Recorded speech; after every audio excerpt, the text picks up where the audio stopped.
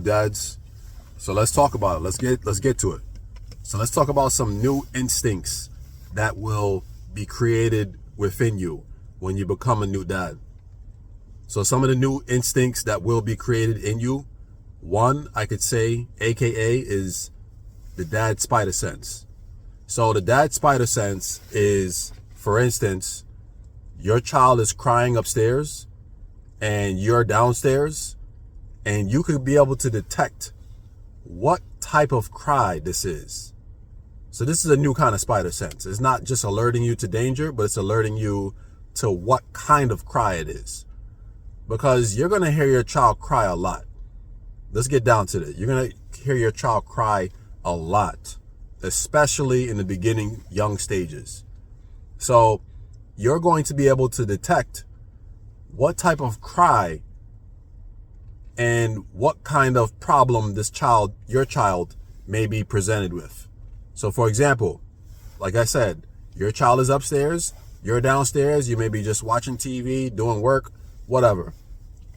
You hear your child cry, all of a sudden a spider sense kicks in and you're like, all right, hold on. Are they crying? First of all, you're going to ask yourself, are they crying? Because you're going to hear a sound first. You're not going to be sure if they're crying. You're like, are they crying? And then you're going to listen in. And then that cry is going to alert you to whether they're in pain or it's just something that their expectation didn't get met in that moment. So they're cried about it. You're going to be able to distinguish what kind of cry is alerting you to that without you actually being upstairs. That is a great superpower. That's a superpower I didn't know I would receive as a new dad. Another instinct that you're going to gain is something of a bit of, okay, let me check on my child. So when your child is sleeping, you as a dad are going to go into the room. You're going to tiptoe like a ninja. Trust me when I say this, because you don't want to wake up your child.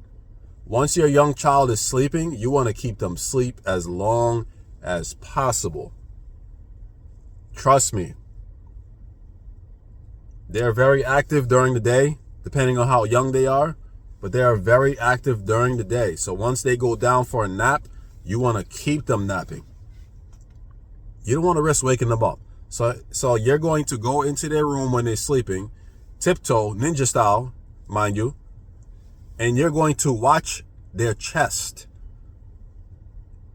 Why am I watching their chest, you may ask? Because this is what you're going to do. You're going to go in there, you're going to watch their chest because you want to make sure they're still alive. I didn't know I would do this as a dad. I actually went into the room, watched their chest to make sure the chest was still going up, down, up, down. You do this as parents, actually. You want to make sure your child is still living. Like you did a good job enough. You survived the chaos in the daytime. It's nighttime now. You want to make sure you actually survive and your child survived. So now you're just watching their chest and just to make sure and confirm something in your head that makes you feel like you kept your child alive. Is my child still breathing? These are questions that will come to your head as a young parent, especially. Is my child breathing? Are they okay while they're sleeping? Is it too hot in the room? Like all of these questions are going to come to you as a new dad. It can be quite awakening because you could feel like you're paranoid a little bit, but don't feel paranoid. These are perfectly normal things to think about. Perfectly normal things. So do not feel bad. Another thing I could say, because me, when I was a new dad, here's another thing that I didn't realize would come over me as I began my journey as a new dad. Papa Bear syndrome. What is Papa Bear syndrome? So let me just warn you fellas, when you become a new dad, especially if you become a girl dad, oh man, and the school calls you and says to you, another student did this to your child. And by this, it's something harmful to your child. Your child is okay, but we put some ice on it. We did this. We put a Band-Aid. Your child is okay. Papa Bear syndrome is going to kick in. You love your child. First of all, regardless if it's a girl, if you're a girl dad or boy dad, this is your child. This is your baby. You brought your baby in this world, and you feel it's your job to protect your baby, right? If a teacher calls you and says another student did something to your child, Papa syndrome will kick in, and this will say, let me find what the hell is going on at this school. How the hell did this child get to my baby? What did they do wrong? All these questions are going to pop up into your head. And you're going to ask yourself, how can this be avoided for next time? Because you're going to be pissed off. Depending on the severity of what happened, you're going to be pissed off. Why did this child, who is this child first of all? You're going to be asking all of these questions. And some of you, y'all going to want to fight that other child. I'm going to be honest. Some of y'all are going to want to fight and throw down with that other child because they mess with your baby. And it could be something like, kid conflict. Things that adults know kids are going to get into as they get older, but you don't give a F. This child messed with your baby. We got some issues.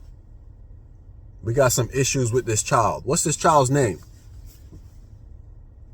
Why this child messing with my baby? Trust me, I've been through it.